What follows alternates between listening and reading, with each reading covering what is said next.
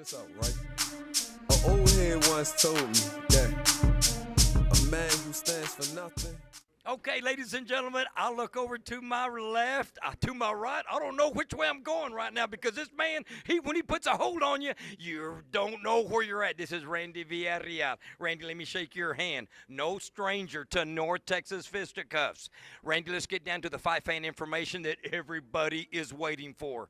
You have just come off a tremendous win over Zach George. He is, for y'all's information, a former fighter in Bellator and also IFL. You made quick order of him. Randy, I haven't had a chance to talk to you since then. Just give the fight fans a quick summation of what you did to this man. What evidence you left of Villarrealness all over him, something that he can't forget. Tell me what happened up there. Well, I went down to his hometown, Ponca City, Oklahoma. Moved up in weight, 145 for this fight. Just like Roland said, he was 20-4. He underestimated me. Everybody underestimated me like they always do. But, hey, you know what? At the end of the day, I went out there again. Another first-round stoppage. Got him with an arm bar. Tried shaking his hand afterwards. He wasn't having it. So next time I'll remember to break someone's arm. Well, I tell you, it is on YouTube. Is it not, Randy, or can the fight fans see that? Oh, yeah, it's on YouTube for the whole world to see. Just type in Randy Villarreal versus Zach George right there. Let me repeat that. Go to YouTube, Randy Villarreal versus Zach George. It is a beautiful footage there. If you miss it, shame on you. Now, Randy, let's go ahead and get down. You now are at 7-3. You have a tremendous repertoire of the last three fights. You're undefeated. You know no defeat. Is that correct? Yes, sir. I've been 3-0 ever since I joined here. Phalanx, been with Derwin. It's all been good, just going straight to the top. My bad, Phalanx Gym. I did not mention that. Tell me a quick shout-out to D himself, Derwin. Yeah, I just want to give a shout-out to you, D. Thank you for all you've done me, man. You've helped my whole career out. I wouldn't be where I'm at if it wasn't for you. And also, thank you also, Albert and Tony. You are just as equal as important as Derwin is to me and all my teammates. Okay, now we got to move forward. Now we got to look at reality now because all the wins behind us, they're great wins, but those are just history now. We've got to move forward. We've got to see what is on the future right now. Today is June the 11th. You have already been working 3 days. Is that correct? Workouts. Yes, sir. I didn't even take a break after my last fight. Just came right back into the gym for this next fight. And that next fight is scheduled a week from today. It's going to be June 18th. June 18th, I want to make sure that everybody knows this. He's climbing in the cage with Jason Sampson, 6-0. This young man, Jason Sampson, I'm going to call him Mr. Sampson himself because he has established himself as a very worthy opponent, a warrior himself. He was at the UFC trials. He got to know this man here a little bit, as I just found out prior to this interview. But Mr. Sampson is a very worthy opponent. What do you have to say about Mr. Sampson? First, you could call him Mr. Sampson. Like, I'm just going to call him Jason because that's his name. So as far as Jason goes, yeah, we're friends. We hung out in New Jersey when both tried out for the Ultimate Fighter.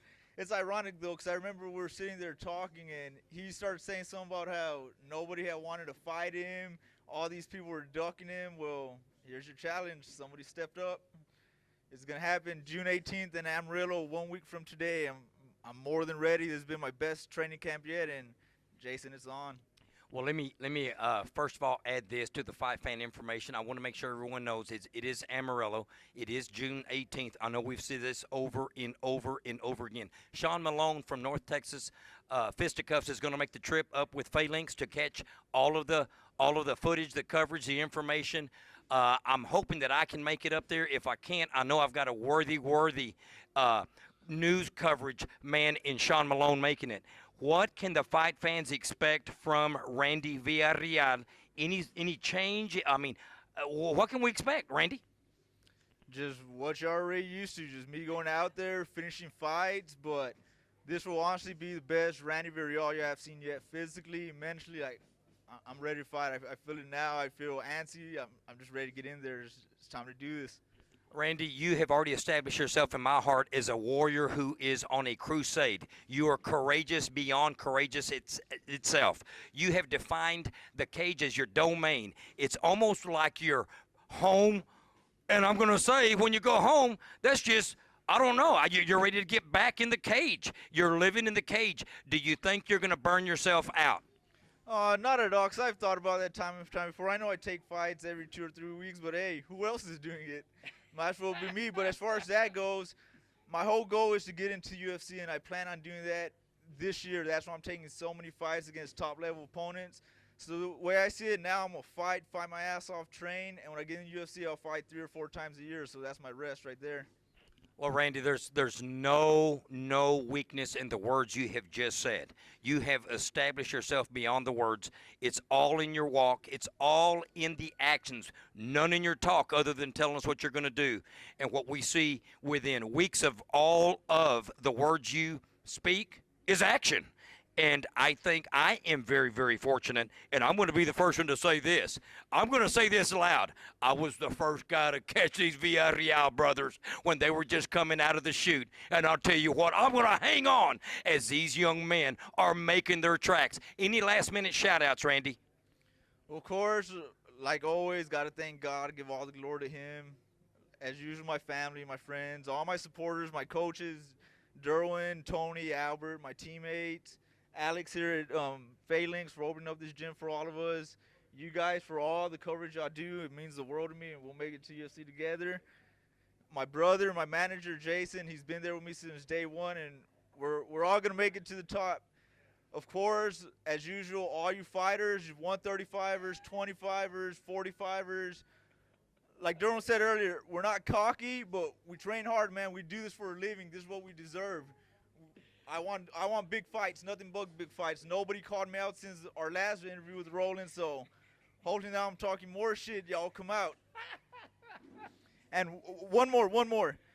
I hope he sees this one day, Dana White. I remember when I tried out for the Ultimate Fighter in New Jersey, I got cut because my record wasn't good enough. You said for everybody to go pad their record. I'm 3-0 since then in 2 months. I want you to pick me up, 125, 135. I'll fight for anybody for my debut. Please, Dana White, give me that chance. Thank you, guys. You only hear the warrior in his voice. As we close this one up, I can only tell you, ladies and gentlemen, that this man is serious about one thing, and that is bringing the action to us as fight fans, but more importantly, to himself in conquering what I called the self-rise, the self-realization of accomplishment itself. It's been wonderful, and I thank you so much, champ, as you make your spiraling ascension. And I've never used that word. We wish you the best of luck. Stay tuned for our next one. With that said, gotta make it, can't walk, I balance my hands. Gotta make it, can't walk, I balance my hands. Gotta make it, can't walk, I balance my hands. I balance my hands, I balance my hands. Gotta make it, can't walk, I balance.